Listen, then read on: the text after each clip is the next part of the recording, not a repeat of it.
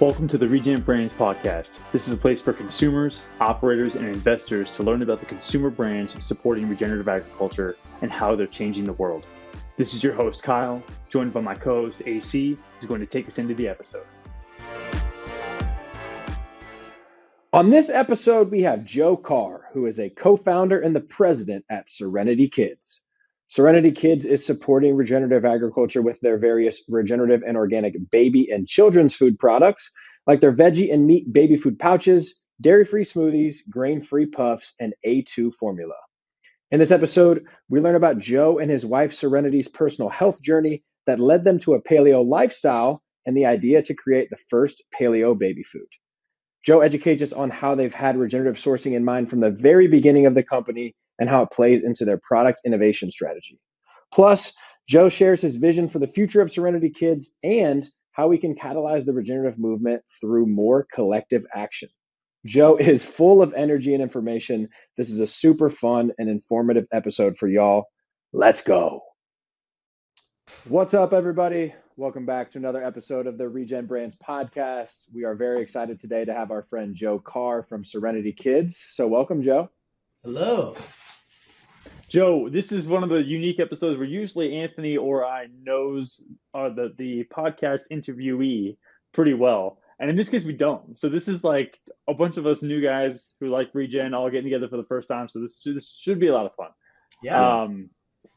For those who are unfamiliar with Serenity Kids, give us a quick lay of the land. You know, what do you make? How many SKUs do you have? What do the flavors look like? Where can people buy your stuff today?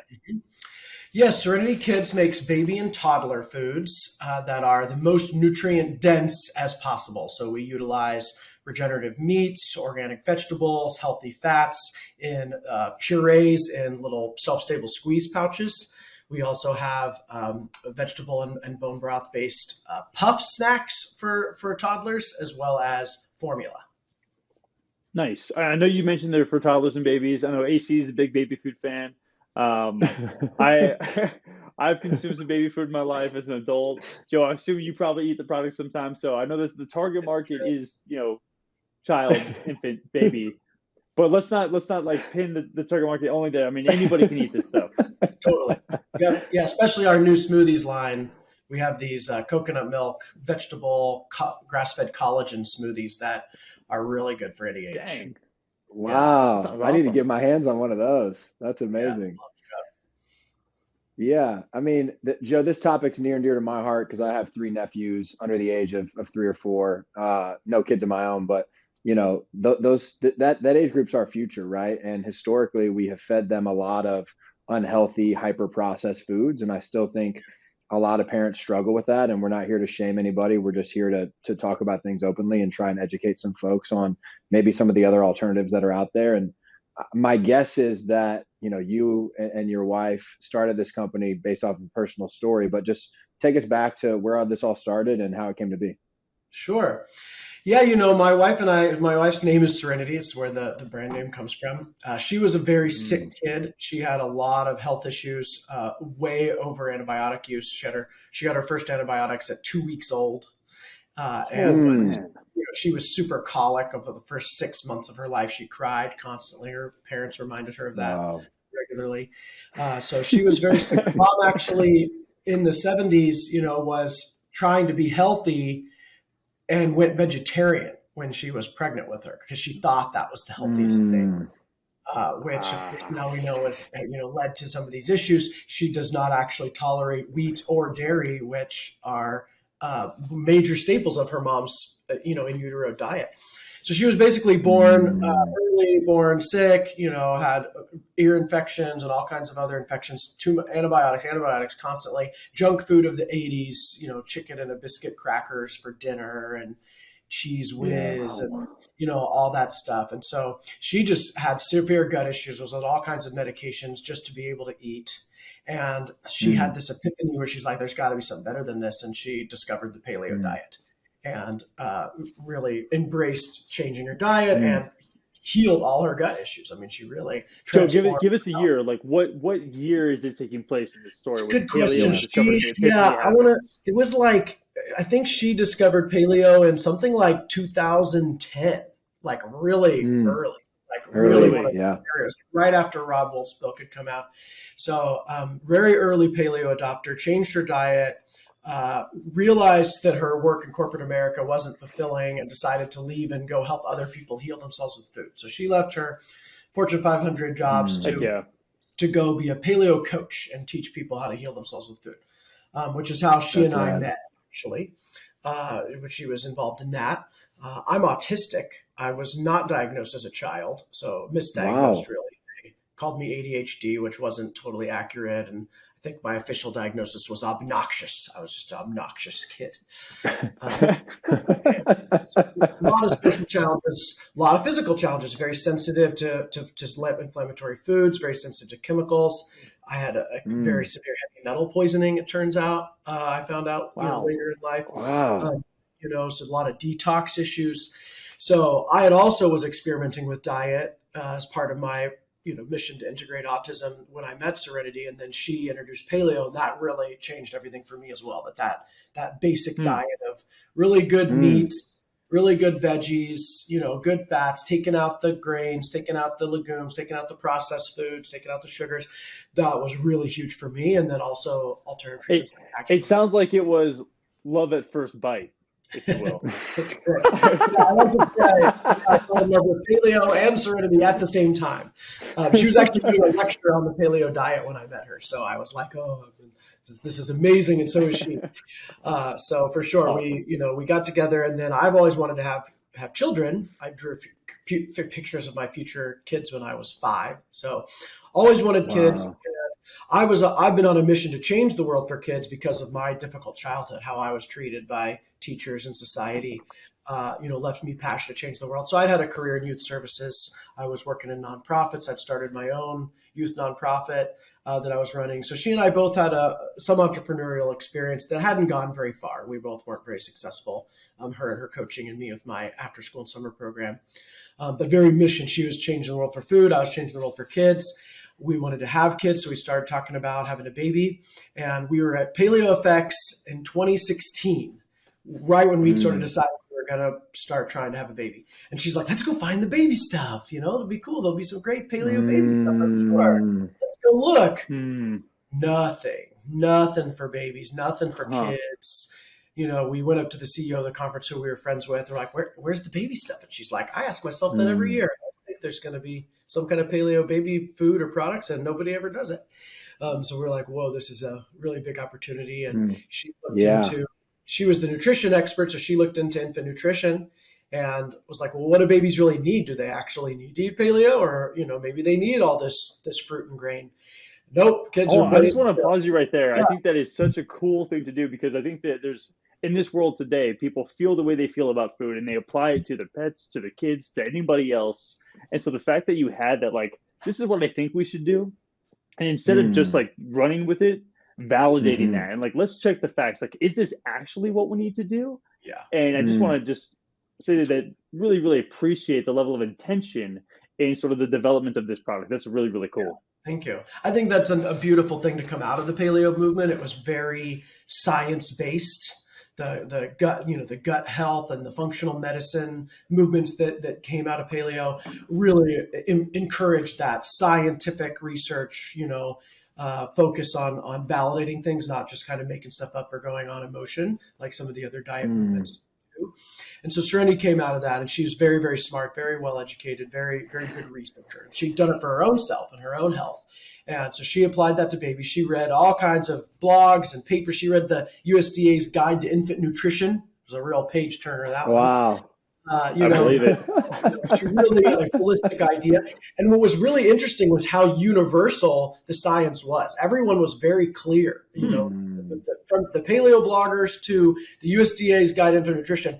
Everyone was clear that babies needed meat. Animal products were very important first foods for babies. Babies need fat. The calories from breast milk are half fat, so an enormous amount of fat that babies need. That's the building blocks of the brain and the spine that are doubling in those first years of life. And that sugar was a real problem, that babies and toddlers and kids don't eat sugar. Sugar's inflammatory and a real problem and should be limited. So she came away with, like, sugar should be limited. They need meat. They need fat. We went to the baby food aisle. What was on the baby food aisle? It was fruit and grain. Sugar and grain. Yeah. Carbs, all carbs, almost 100% carbs. Less than 4% of baby foods at the time had any kind of meat. And almost none of them were in distribution. You couldn't find organic meat baby food. Almost crazy. And they tasted gross. They weren't well-sourced meat, like it was just organic feedlot meat. No sourcing disclosed, and no fat. Less than 1% of baby foods had 2 grams or more of fat, despite babies need 30 grams of fat a day. That was like the USDA standard. 30 grams. You just made a statement that I think is really interesting. And for those consumers who maybe aren't as educated, you mentioned that the meat wasn't well sourced. Mm-hmm. It was organic. Yes. And I think that that's a really interesting statement. So dive in a little bit more about, why is organic meat not necessarily, and I'm certainly not saying that all organic meat is bad. Yeah. But why, from your purview, is that not necessarily well-sourced meat? Sure. So, the USDA organic standards were created in the 70s for plant farmers. They're created for agriculture, for plant agriculture. And they work very well for that. They do prevent a lot of really nasty chemicals from being in the soil. It's not perfect. They allow for a lot of other chemicals I wouldn't use in my garden, but, it's a much better than conventional agriculture. But it was designed for plants. You need to control the inputs. You get organic by what you don't use, basically. That's like, if you don't use chemicals, you can be organic, and you have to prove that you don't use it.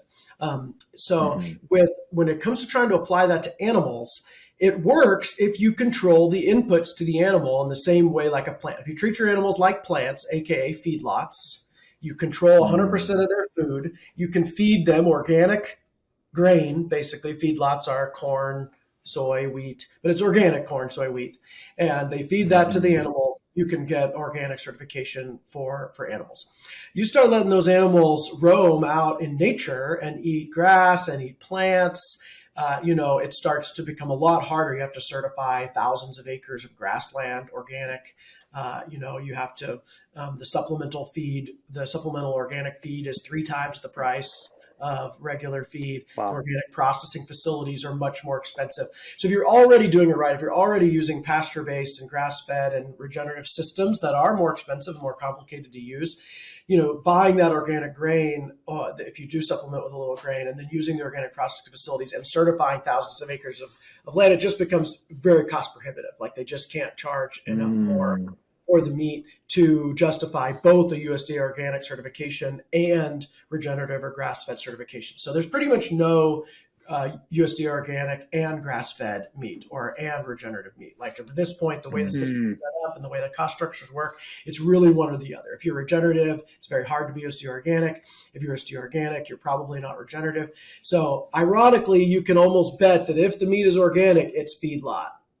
And if it's regenerative, it's better than organic, right? Like they're regenerating the land. You can bet they're not using pesticides and, nasty fertilizers and things like that, because that wouldn't regenerate the land in the way that regenerative systems do.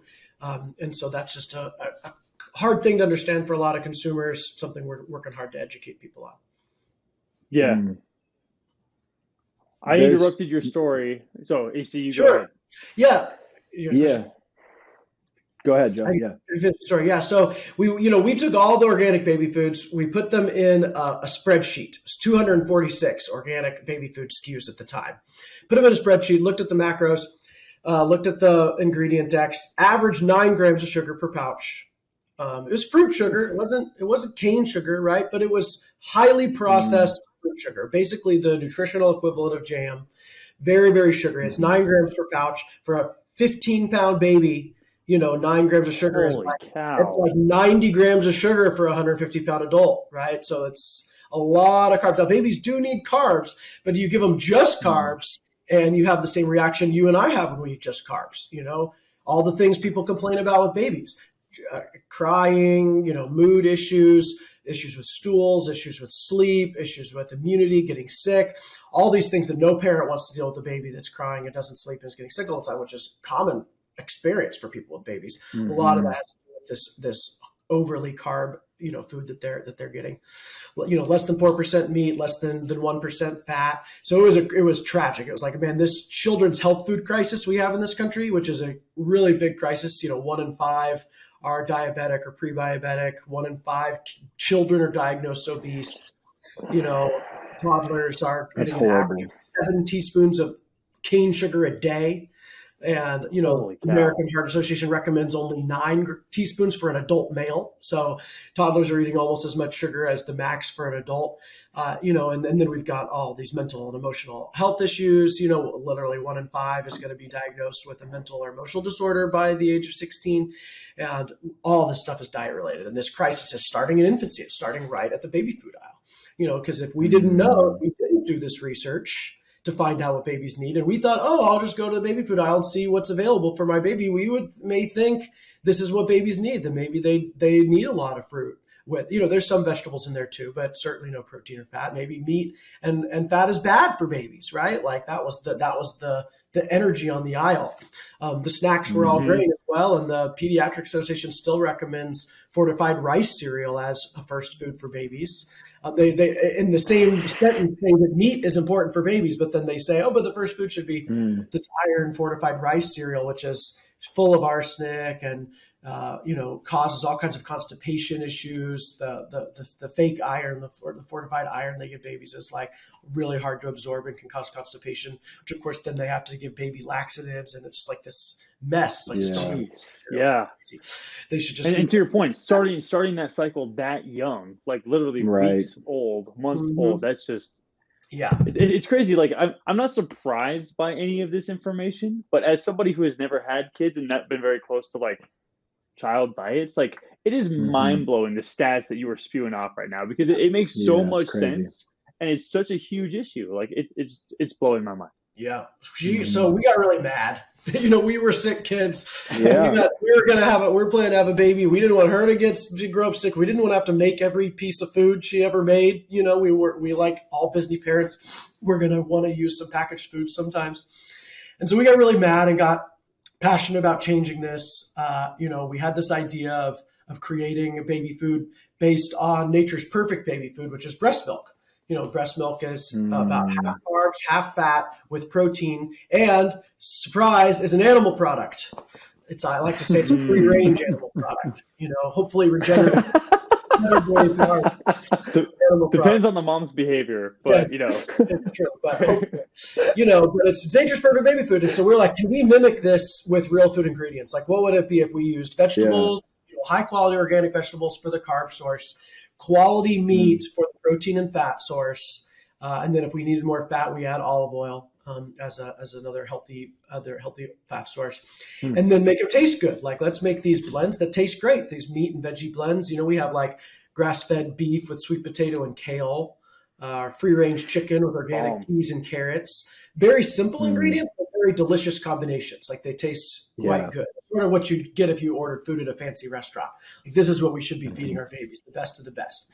The sourcing was important for all of it to us. And we went in the kitchen. We made all these. We still make all our products ourselves in a kitchen, and testing them and testing them on babies. We didn't have a baby at the time. So we found all our friends' babies. We test everything on babies. We have lots of baby taste testers. Getting them to fill out the survey is a little tricky, but it's like handprint. Right. There's got to be some great marketing content coming out of those. Oh yeah, it's for great. Sure. But that's like, baby open mouth to eat it, tried it, open mouth for second bite. Like, that's like, okay, they'll take more. Baby threw pouch on the floor, but then picked it up and ate the rest. It's like that kind of thing. So we landed on flavor profiles that we liked, that the babies liked, that were super nutrient dense, and then went to sourcing. We're like, we need the best meat. And, we knew that from a nutrition perspective that grass-fed and pasture-raised meats were superior nutritionally. But I also have an environmental background. I was very passionate about the environment. I used to sit in trees in college, was part of Earth First, chaining myself to bulldozers. And I was vegetarian and vegan during that time because I thought it was the best thing for the planet. Like, that was the myth that this is better for the planet to be vegetarian and vegan. It was terrible for my health. I'm an O negative blood type, so like meat and fat is really important for me. So I was really bad. I was actually eating meat out of trash cans because I was so desperate for it, and I believed that was like okay for the planet to like eat wasted meat. And I was like so desperate emotionally for it that I was like literally digging in trash cans. So, it was, so I was grateful when I realized that didn't have to be the way, and that there was really good meat for the planet, and that there are lots of other ways to change the world. So we knew that, and we met with Taylor and Katie from Epic Bar. They had just sold Epic Bar to General Mills. They were 6 months pregnant. They're in Austin with us. They were part of the paleo community. We got introduced to them. We sat down with them, and we told them our little idea, and they said, "This is huge. You gotta really go big with this. We were actually thinking of doing this. If Epic, if we didn't stand with Epic, we were thinking of starting baby food. Really, you got to do this. It's going to be big. So plan for it to be big." And they helped us set up they became our first advisors, and they helped us set up all of our business structure. Wow. And they introduced us to regenerative agriculture. We had known about pasture raised and grass fed, but we didn't know about this whole regenerate the planet thing. It was still very new at the time. It was 2016. And so they helped us set up our regenerative and pasture-raised supply chain. Very difficult. There was not a lot of B2B. It was a lot of the quality meat was set up for selling directly in stores to a consumer, not to a factory to process into a product. So we had to work really hard to get the right spec sheets and the right, uniform packaging methods. And it was a lot of work, but was one of those barriers to entry that we overcame, and now makes it harder to copy us. But we were talking about regenerative from the very beginning. When we launched, we were, regenerative grass-fed. So Joe, you said 2016.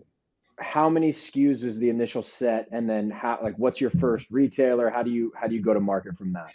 So we had developed our first 3 products. It was our beef, our chicken, and we had a uncured bacon with butternut squash and kale that was very paleo. It didn't make it in the long run. It was a delicious SKU and very very high in fat. It was our highest fat, 8 grams of fat per pouch. Very nutrient dense. Our daughter slept through the night regular when she would eat that one before bed. So bacon SKU didn't really work out, but that was our first. We had this beef, chicken, and bacon. It took us 2 years to get the factory to be able to make it the way we wanted. We were using equipment that's been used for fruit purees. They'd only ever made fruit purees, and we're using a high-fat meat puree. And so it's a very different. There were a lot of different challenges. Plus, we were new to the business. You have to cook the meat, Joe. You have to cook the meat before it goes in? We cook it a little bit. It's mostly cooked in the pouch. So we use a processing method called retort, which is like canning. It's pressurized canning. So mostly we bring it to about 100, 110 degrees to get it uniform and through the blender. And then it's put in the pouches and retorted. So it's never boiled, which is a benefit to its nutritional, it's cooked in the pouch. So the nutrition is kept inside, and pressure cooking is actually one of the best ways to cook foods or to make food shelf stable in a nutrient protective way. Much better than our fruit competitors that are using hot fill, where they're pasteurizing, they're boiling these fruit purees for hours, and the vitamins are just boiling off of them essentially. So it's more expensive, more complicated. Very few factories do it. So it took us a while to find the right factory. It took us a while to get the pouch filling equipment to work with our high fat meat puree. So it took 2 years, but in that time we were brand building and we were raising money, and we were like 3 months from launch for about a year and a half. So it was like constant, like we're about to launch. So we kept marketing as if we were about to launch. So by the time we did launch, we had a solid team. We had a good investor group. We had learned the business a lot more. We had built a brand, and our products launched the same day our baby was born.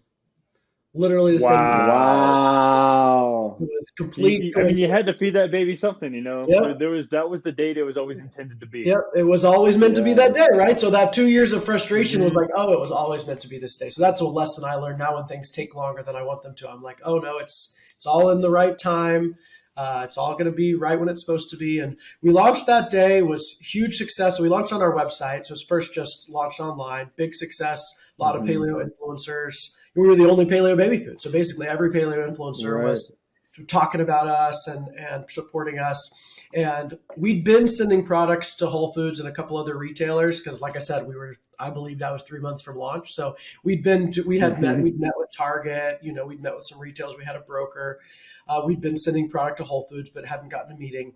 And a couple months after we launched, Whole Foods calls my cell phone. I get a call on my cell phone. I thought it was a spam caller. I was going to answer it to Tell him to stop calling me. Telemarketer. Potential spam. Whole Foods calling. Yeah, right. He's like, oh, I'm the new baby buyer at Whole Foods. And we're like, really? Is somebody pranking me? Like, what? And then he's like, I've got, this gap in my set. I've got 3 spots. Actually, yeah, he said I have 5, 3 to 5 spots I need to fill at every store in February. Go. This was November. Let's go. It's like, I need 5 SKUs nationwide November. I have yours on my desk. These look the best. I want them. Can you do it? And I was like, let me think about it. Yeah. Let's do it.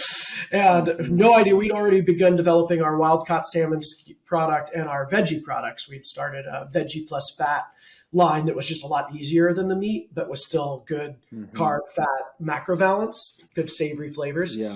But we could get them to market faster. And Target had told us we needed a lot more SKUs because if you go to the baby aisle, it's like hundreds of pouches. So our 3 little pouches would have just disappeared. So we'd already begun developing those. So we fast tracked those and, launched at Whole Foods in February of 2019 with the beef, the chicken, the salmon, and then 2 of our veggies, our roots and our squashes. And they went nationwide. We went from one little baby store in Austin to 450 Whole Foods stores overnight. And it was immediate success. I mean, the sales were just out of the gate. We were the top baby food. We became their fastest selling baby food within that first couple of months and have maintained our spot. We have 28 products in Whole Foods now, and all of them are still. Wow. So, in under 5 years, we've continued to launch. They launch everything we make. They basically say, if you make it, we'll launch it. Like they're like, everything you make sells like crazy. So they're our launch partner. They launch everything we make. And that gives us immediate national distribution and sales numbers, which helps us get into other stores, which we've had rapid adoption. We have we're in over 15,000 stores total now, including most Targets and Walmarts. We have regenerative bison baby food in Target, which just blows. Oh yeah. And Joe, I want you to elaborate for the audience on a couple of things, right? Because I think there's a couple of topics that we'd like to talk about on the show. One is how do we commercialize these products in a scalable manner? 1, and then really 2, how do we make them accessible so it's not always a hyper premium product that only high net worth individuals can really purchase. So the fact that y'all are in Target and Walmart, I think, is amazing, and the fact that you have found a way to really stand out, I think, in an aisle that's extremely crowded. Can you just speak to those topics and what that journey's been like and what's been, successful? Yeah, the product differentiation, what's inside being really different and better was key, but also the package design was really important. We chose this really beautiful package design that was emphasized the animal. And if you look at the other baby foods, they're very busy. They're very cartoony. They're very lots of different colors. But the baby's going to be shopping instead of the adult. Yes, exactly. Right? It's like they're trying to make it, the kid's going to like it. Yeah. So we're like, nope, we're going to make it like very simple, white, very clear what's in it. Like all the ingredients are on the front. Very beautiful, very classy. So we, the package on an Epic bar, and it led the way in that. Their packaging was really beautiful. We used Epic's brander. That was the thing they said to do, was like use this very awesome but expensive branding person. So really good branding, really good. You got to tell the story well, right? People first purchase is what gets them to pick it up. Is all about that package design, and then they flip it over and they look at the back, and that's the second step before purchase. They're going to read the ingredients. They're going to look at the nutrition facts, and it better line up with the front so that they're not feeling bait and switched. But also, it's got to be good. Oh, it's actually true. It's got the right amount of protein. It's got the right sugar amount. Or we're always looking grams of sugar. We're always looking protein and fat amounts when we're shopping for products for us or our daughter. It's always straight to the NFP for us. Like how many grams of sugar? What's the balance of carbs to fat to protein? And for the lay shopper who's not in the industry, NFP stands for Nutrition Facts the Nutrition Facts Panel. Yeah, this little Nutrition Facts Panel is very important. A lot of concern, at least for us, we go there first. A lot of people go to ingredients first to make sure what's in it. So both of those are really important. We didn't call it paleo, right? So we didn't niche ourselves. Taylor & Craig told us not to do that. They're like, if you notice, Epic Bar was never called paleo. We never used the word paleo anywhere. And that was when paleo was big.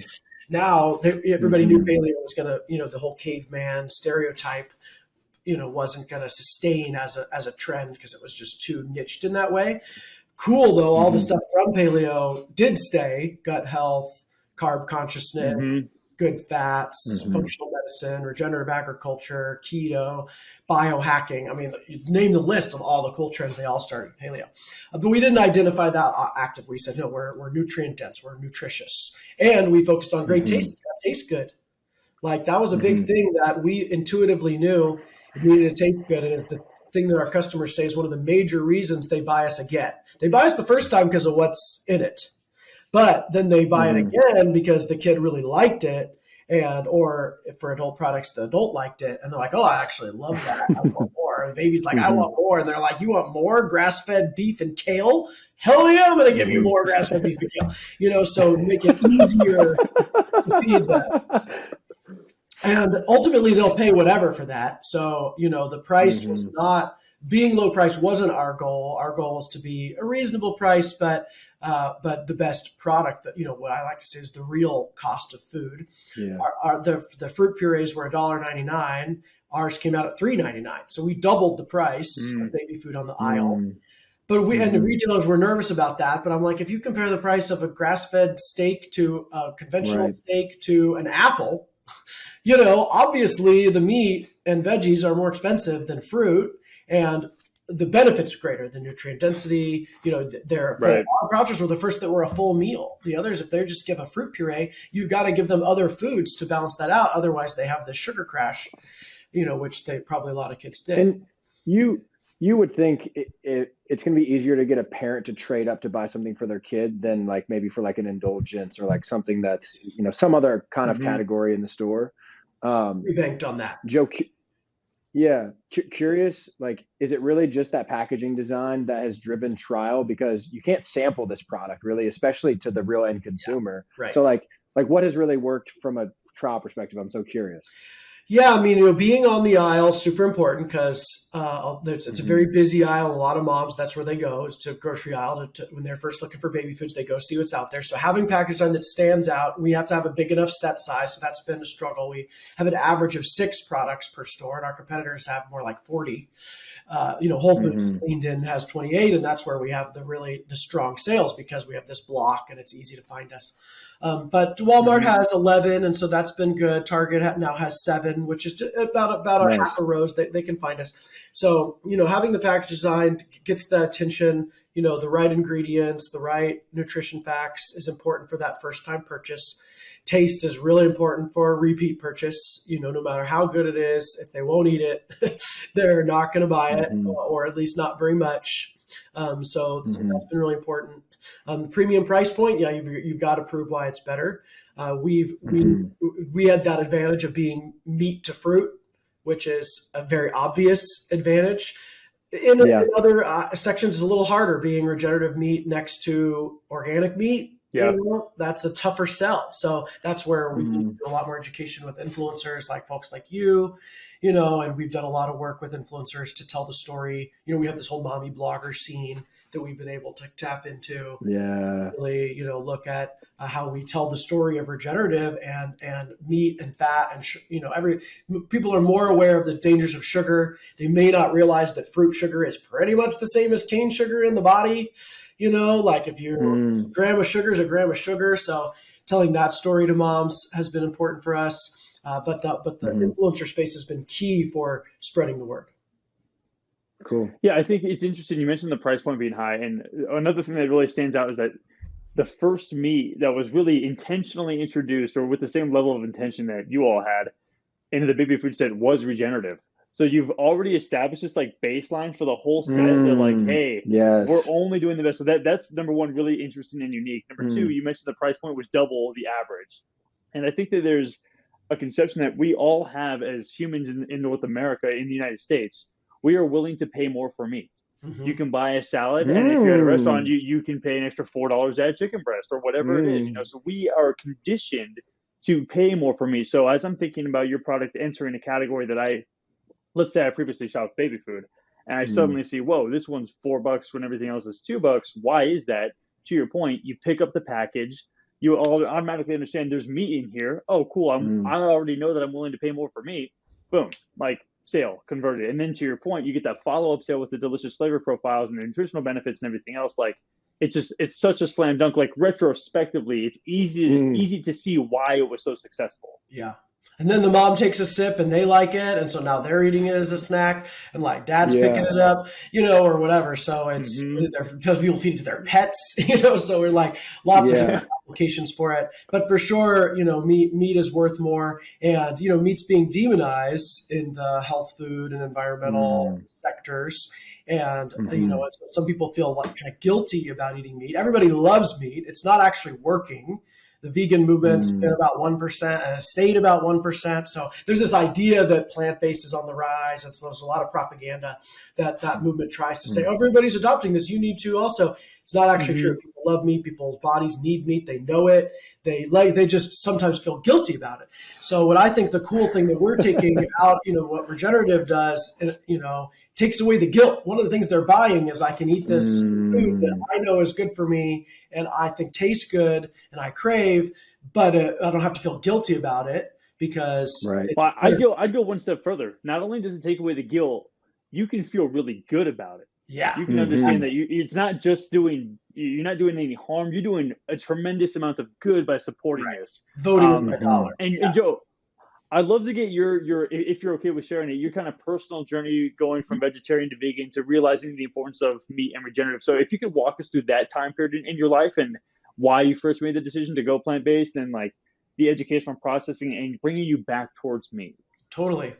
Yeah. Well, it really starts with this moment in middle school when I had no friends. I was, really obnoxious kid. I was annoying this semi-popular girl in my English class. And she turned around and she said, "You know what? I'm going to teach you how to be cool." I was like, "I will do whatever you say." Sign me up. And so her and her friend, she went to her friend and said, "Hey, this guy's got something up. We're going to work with him. We're going to teach him how to be cool." And it worked. I became part of their group and learned the most important lesson of my life, which is that I could take feedback and become better. I could change myself. I wasn't stuck being any certain way. I was at age 12, right? I'm like personal growth journey. So that's this feels like a movie, like a teen movie. You know what I mean? Kelly Beckett. Yeah, but I can't find her now. She got married, changed her name. I've been looking for her. But Kelly Beckett, if you're out there, thank you. Changed my life. And so, I was on this personal growth track. I was always looking for ways to be better. I had a spiritual awakening at 16 in high school, which a lot of teenagers have actually. We don't talk about the spiritual awakenings in high school, but there's a lot of teenagers have this moment where the world changes for them. And I realized that I didn't just need to change myself, but I could change the world, that I could have an impact on the world, and that actively changing the world would make me happier. I'd enjoy life better if I was doing the right thing, standing up for what's right. So I started looking at ways to change the world, and environment and animal rights were very loud. There was a lot of if you go to the activist space, that's a common thing to talk about is environmentalism and as well as animal rights kind of built into that. I had some friends that were into that. So I ended up going vegetarian, thinking that was better for the planet and better for animals. And did a lot of other activist stuff in high school, started an environmental club and received Kansas City's major environmental award my senior year for all the work I'd done citywide. So, got really, really involved, and then went to college and found out that if you're vegetarian, you better be vegan because it's not any better. So I had to become vegan, and, and like I said, my health was just going down. Like I was, gaining weight. I was, my anxiety was much worse. I was hungry all the time. Like I said, I was craving food, digging in trash cans. So, exposing myself to God knows what. And ultimately I had this moment. I ended up going over to Palestine, doing some work with human rights groups in Palestine. And I was with the Palestinians and these other white activists who'd come that were vegan like me. Palestinians, they like they want to give you the best of the best. Like they're a service oriented culture. Like you're judged by how much you give away. So they love to treat guests. They didn't have much meat. What little meat they had, they were raising themselves. And they had meat they wanted to share with us. And these vegan snobby, activists were like, I'm vegan, I don't eat that meat. And I could just sense that would be like such an insult. Plus, I was freaking craving meat all the time, and I knew that they were raising it. So I like intuitive was like, this is the best meat, and I'm going to eat this and connect with these humans. I just realized that the way these diet cultures, especially vegan and vegetarianism, was disconnecting people. And we're going to change the world. It's not going to be by just changing what we do or eat. We're going to have to change the world together. We're going to have to unite, come together as people, organize. Even if we want to change the world for cows, it's not going to be by not eating cows. It's going to be by like meeting, getting together with other humans who care about cows and making change to systems. And if now, following that example, now the people changing the world for cows are regenerative farmers. I come to them as a vegan. I won't even eat the food that they make. That's a non-starter, right? So it's like, I can't have to change it. So I was like, so this is kind of the death of lifestyle activism for me. I'm like, I can't just change my lifestyle and think that's going to change the world. I need to actually unite with people. And anything that disconnects me from another person is what I would call counter-revolutionary. Right, it's delaying change. And so I said, it's not about meat. So I'm gonna eat whatever I need to eat. I'm gonna support local food wherever I can, because I know that's the thing. That was the local food movement. Now it's regenerative movement. But most importantly, I'm gonna create systems. I'm gonna work with other people. And many years later, that led to starting this company. Which, if you had told vegan radical activist me that I'd be the president of a major food corporation. I would have been like, you're crazy, but that ultimately we're having a lot more impact, on the world. We've sold 30 million regenerative pouches at this point, and wow, incredible, man. So the amount of meat, congratulations, land we've restored, the amount of babies we've touched, the amount of parents who write us in, the amount of health issues we've solved for babies. So many parents tell us my baby was underweight, they weren't eating, I couldn't get calories in them. Finally I found your products and now they're thriving. And, a lot of stories like that are, really heartwarming for us, and are making that change. But I had to get over this lifestyle thing. I had to be like, it's not about what I eat necessarily. It's about who I work with, how I organize what I do. And now we know the absolute best food for the planet is regenerative meat. There's nothing better than regenerative meat. It's the only food you can buy that actively makes the planet better. As far, there's some regenerative, there's, different levels of regenerative plants, biodynamic and the regenerative organic agriculture. I think the jury's still out on a lot of that stuff. At this point, the land to market verified meat is the only meat that is proven to make the planet better. It's the only land to market's the only place that's measuring outcomes. That's saying, we don't give you a certification unless you prove the land has improved. If you show us soil microbial growth has improved, you get regenerative. It doesn't actually matter how you got there. We don't care about your practices. We care about the outcome. And every other certification is based on practices. If you do X, Y, and Z, or like USDA organic, if you don't do X, Y, and Z, then you get our certification. So, regenerative organic certainly better than just regular organic, because the practices that are certified are better practices. Grass-fed systems are obviously better than conventional systems, whether they're verified regenerative or not. So, it's all a continuum. But ultimately, I've not seen any environmental movement have the opportunity to actually undo the harm that we've done like regenerative meat can. Yeah, man. So much wisdom there and beauty in the personal journey. Appreciate you sharing that with us. I think land-based agriculture wise, you're absolutely spot on in terms of well-managed animal impact and the ability for livestock to be regenerative. Bree Warner from Atlantic Sea Farms gave us a pretty compelling case for kelp on the previous episode from an aquaculture perspective, which was really, really cool. And I see them as like that's like the keystone species maybe, or the most regenerative food from that ecosystem. But Joe, you mentioned the certification piece. Would love to get your thoughts on, as you guys have expanded the product portfolio and thought about innovation, I can see there being multiple Venn diagrams kind of up on the whiteboard for you, right? It's like, okay, what do mothers want to buy their kids? What do babies actually need to eat? How can we get more of that block in the store? How can we get stuff that's certified? Like, just take us through how that has been thought through, how regenerative played a role, and how you've added these different like product portfolios and SKUs to the lineup. Our first thing was deciding not to be certified USDA organic. which was very weird for the baby aisle. The section we were in, because all of them were organic, and that's like Whole Foods is sort of like standard in general. And because we couldn't get regenerative and grass-fed meat that was also organic, we opted for nutrition over certification. We're like, we're going to go for what we know is better, rather than get this arbitrary, what we felt was an arbitrary certification. We'd have to use essentially,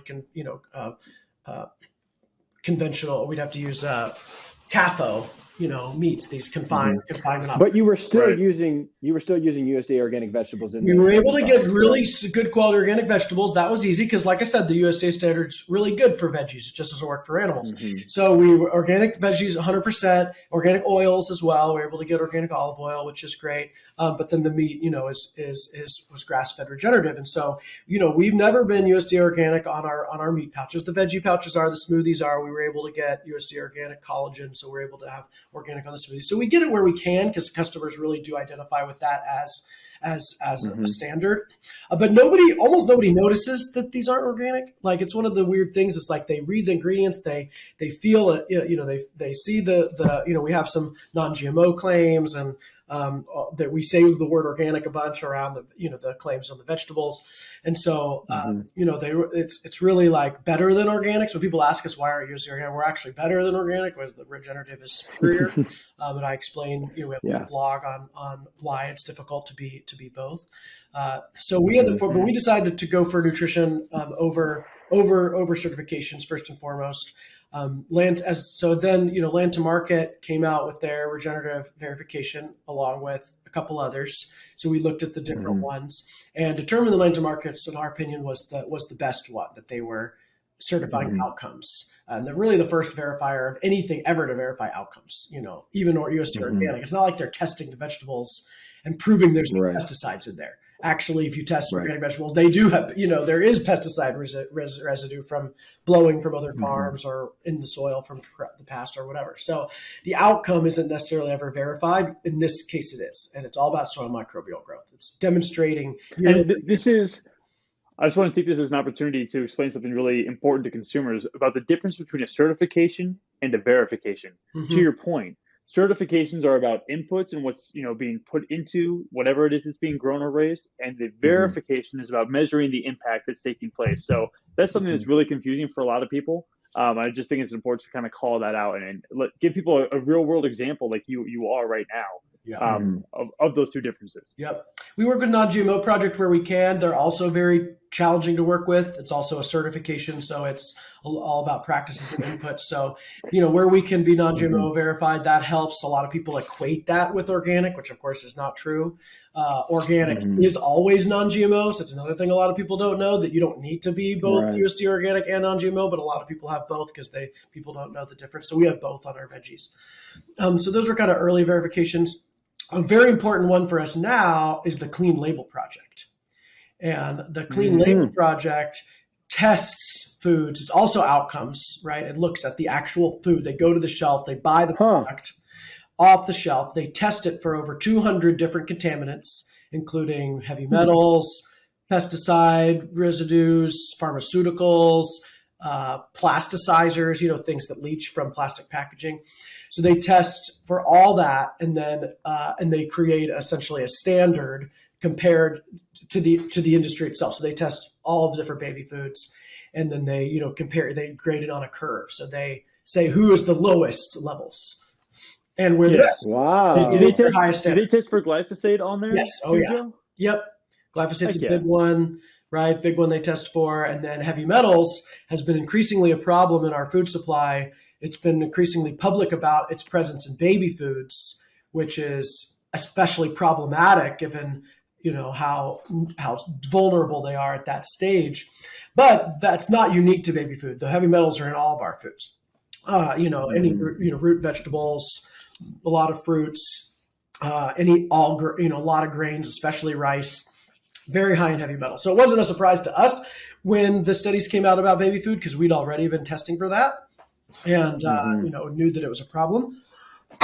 We'd already stayed away from rice and grains and, things that we knew were high in heavy metals. But so we started testing really early on, and we started working with the Clean Label Project. And so then by the time the news stories broke that there's toxic levels of heavy metals in all these mainstream organic baby foods. We already were ahead of that. We were like, nope, not us. We've been testing. We test all our inputs. We test our finished product, and then Clean Label also tests it. So we're like triple tested, making sure that everything is tested before it goes into the ingredients. So we know before we even make it. And then we test it again afterwards to make sure nothing happened in production. And then Clean Label independently verifies it year over year, and it gives us that little badge of approval. It's called their Purity Award, Clean Label Project Purity Award. So encourage any brand for babies and kids to work with them, because if you don't pass, they'll tell you, like, this is what you're high in. They'll look at your ingredients. You can test it. They'll do an investigation with you. Hey, where is that lead coming from? Like, this is looking at your deck. It's usually in this ingredient. So let's test that lot, and then let's see if that supplier can give you a different lot. So they'll help work with you to get it lower. But we test before we even launch products now, because we won't launch it if we can't get a low enough heavy metal supply, which was especially problematic for our puff. Let me show you our puff. We created a puff snack. These are these little melt in your mouth. It's like a Cheerio. It's like a kid can pick it up and eat it, but you don't need teeth. Like, it kind of dissolves if you wanted to. All these were made from rice and wheat before us. They were all grains. Yeah. Very cheap, very easy to make these products with grains. We made the first grain-free, still the only grain-free puff. Oh, we're not the only. There's Lesser Evil has a grain-free one as well. So we were the first grain-free, and we add fat to it. So it's got olive oil. It's got vegetable flavors. They're all sweet. Lesser Evils are also sweet, unfortunately. So we're the only non-sweet one, or there's no sugar in ours. It's just vegetable flavoring. So they taste good, but savory. Got olive oil. Some of them have bone broth. We have this proprietary dehydrated bone broth. We were the first one to snack about bone broth. We brought bone broth into a crunchy snack, which was very hard to do, but adds really good protein and flavor to our puff snack. But we use cassava. Cassava root is a really good grain alternative that puffs well, and it's like the siete tortillas and chips. Those are cassava based, but it's a root vegetable, and anything grown in the soil is vulnerable to heavy metal contamination because they're in the soil from decades of soil and water pollution.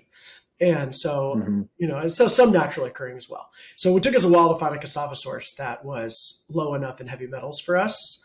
And we found it. We found this amazing outfit out of Nicaragua, this fair trade certified group that is, bringing people back to the land after all the turmoil caused by imperialism in the 80s. So bringing people back to farms, helping them have a sustainable agricultural life, restabilizing villages and so forth. And they're growing this amazing cassava that's really clean and repackaged for us. And we're able to use that. To use that cassava source. Rise and Flies as a cereal using their cassava as well. Also Clean Label Project, grain-free, nutrient-dense breakfast cereal. Rise and Fly, really great products that you can get from them using a similar, they use our same factory and everything. We have a strong partnership. So heavy metal testing is a new thing that in 10 years is going to be required. Like, there's so much contamination. The FDA has begun implementing discussing standards for baby food. They're much higher than we'd like. Like, the standard they have is pretty bad. They say it's going to take them 5 years, which we're like, well, it should not take you 5 years. Babies are eating heavy metal right now. Yeah. So we're pressuring the FDA to regulate us more, which is pretty weird for a company to ask them to regulate. But baby food's just the beginning, and there's going to be a ripple effect of people realizing how bad heavy metals are. If you're suffering from any kind of chronic health condition, get heavy metal tested. I mean, it's one of those things that is not often thought of. Mainstream medicine does not think about, and can really dramatically help your health. We use the Quicksilver is the leaders in testing and in chelation products to remove the heavy metals. And I was able to remove all my heavy metals. Like, I had 99% lead toxicity. I was like, 85% mercury toxicity. Like, I was like off the charts heavy metal toxic. And within about 6 months, I was able to get all that down through Quicksilver's chelation protocol, which was very safe and very intentional. And it was very important for my health, reduced my migraines and, reduced my anxiety and so forth. Super interesting. I'm learning a ton on this episode, which I really appreciate. And I appreciate you sharing this with all of our listeners. You've mentioned the future a couple times recently about, in the next 5, 10 years, heavy metal testing is going to be standardized. It sounds like you're well positioned to integrate into that future already. But talk to us a little bit more about what the future looks like for Serenity Kids. Yeah. Is there new innovation coming down the pipeline? Are there new categories you're trying to enter into? What does that look like? Yes. So in choosing the name Serenity Kids rather than Serenity Baby, we've always intended to be a children's food company. The gap in baby was big. The gap in children's is massive. So we decided to start with baby because they were so vulnerable. There was such a big gap there, and we were about to have a baby. So it was like, we want food for our own baby. But we've continued to age the products up with our child. She's 4.5 now. She'll tell you she's past 4.5. So she's coming up on 5. She realized today is 99 days to her birthday. She realized today it's 99 days to my birthday. 5. So we're already aging up in the pouches. We've launched these smoothies that are more appropriate for an older kid, and that she really likes. We have added more complex flavors to our pouches. So those initial meat and veggies are better for babies. We have these meat and herbs line that adds herbs. We have meat, herbs, and bone broth line. We're the first ones to bring bone broth to baby food in a significant way.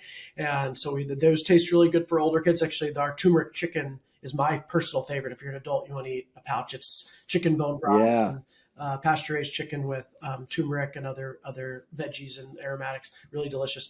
So we've aged up in pouches. We've got the puffs. We launched our formula, which kind of goes the other direction, younger. But we're looking at older and older kid products. We intend to be the nation's leading natural children's food brand. We're on track to be. We are on track to be the nation's leading natural baby brand. We're already the fastest selling in all channels. We're the fastest selling baby food, shelf-stable baby food in the natural channel, as well as in all conventional and mass like Target and Walmart. We're growing baby food in the country. We're the number one baby food by dollars at Whole Foods, which is impressive because Happy Baby has 50 products, and we're selling more by dollars with our 28 products than they are with 50. So with half the number of SKUs, so if we can do it at Whole Foods, we believe we'll do that everywhere. So we're going to be a nation's leading baby food. That's in process.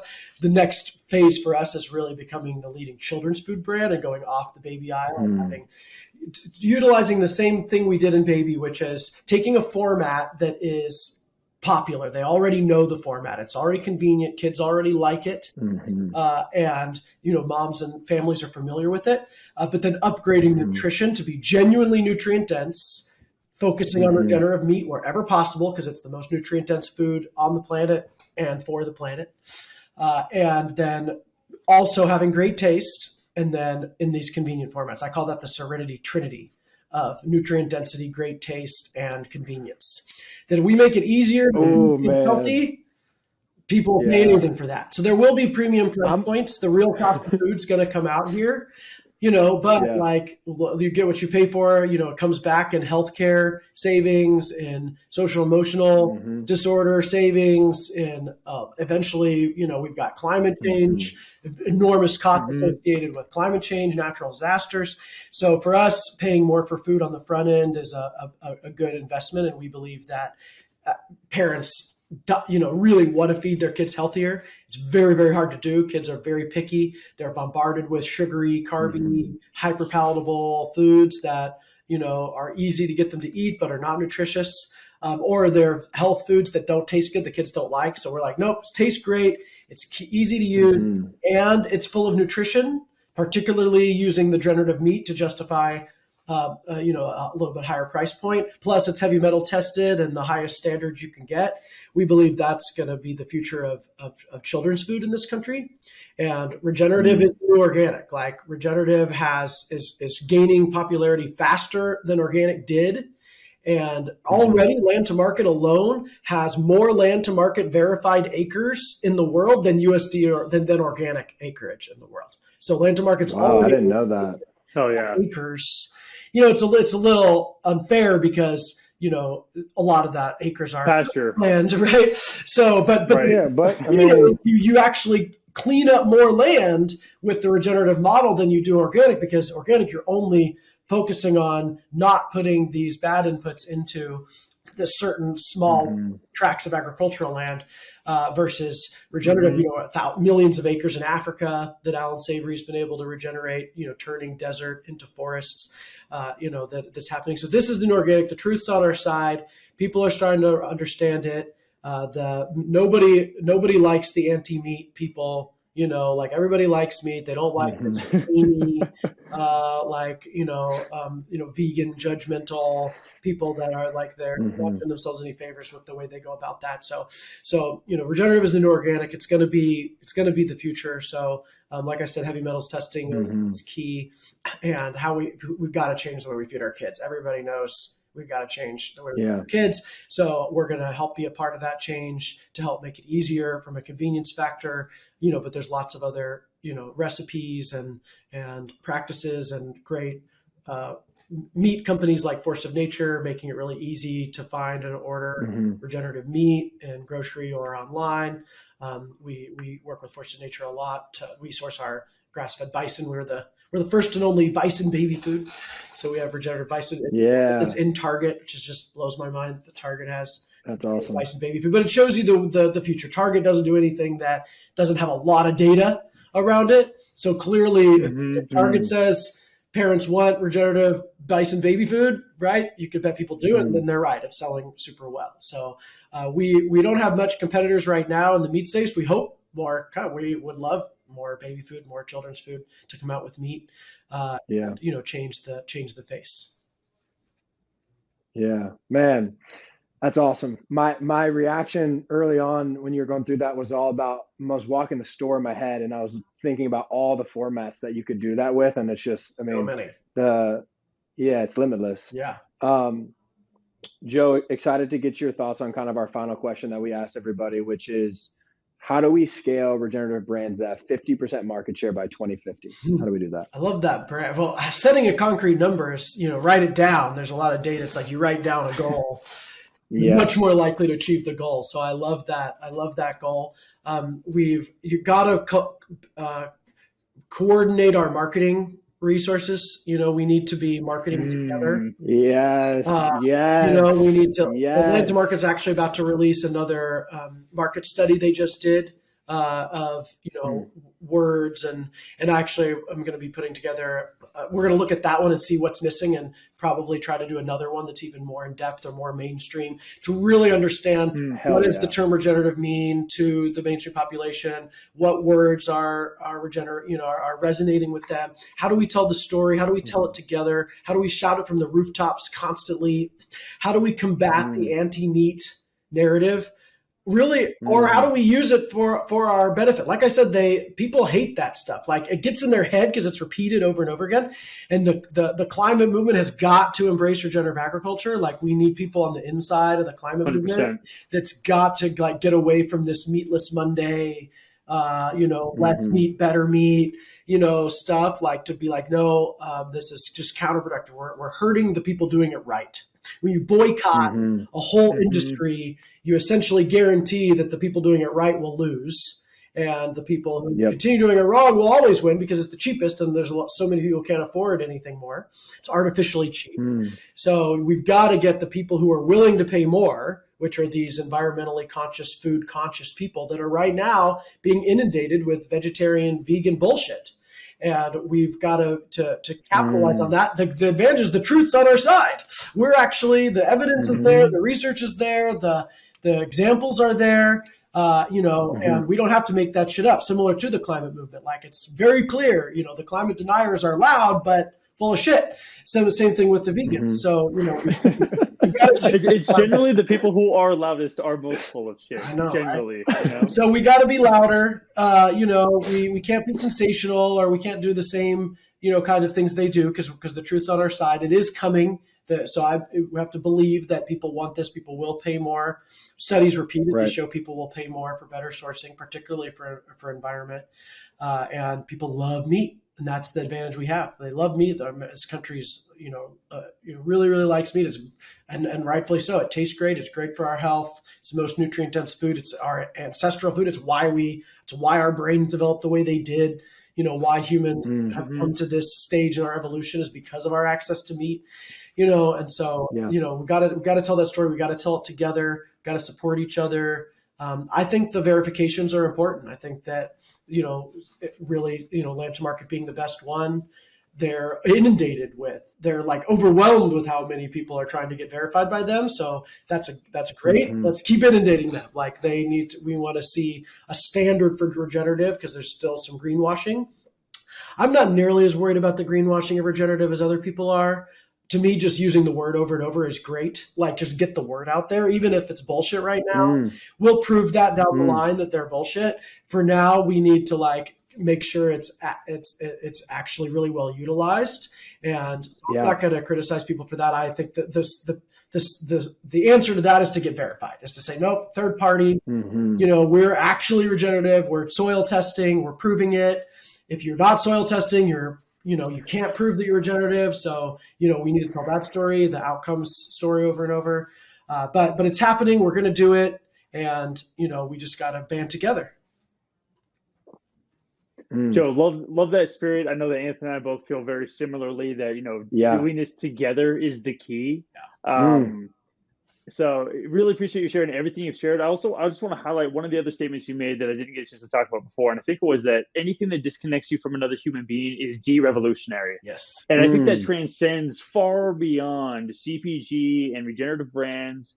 And in this world that we live in today that is so hyper polarized, where, Republicans do everything they can to stalwart Democrats and vice versa, just because they're on opposing sides. It's like they have to hate each other.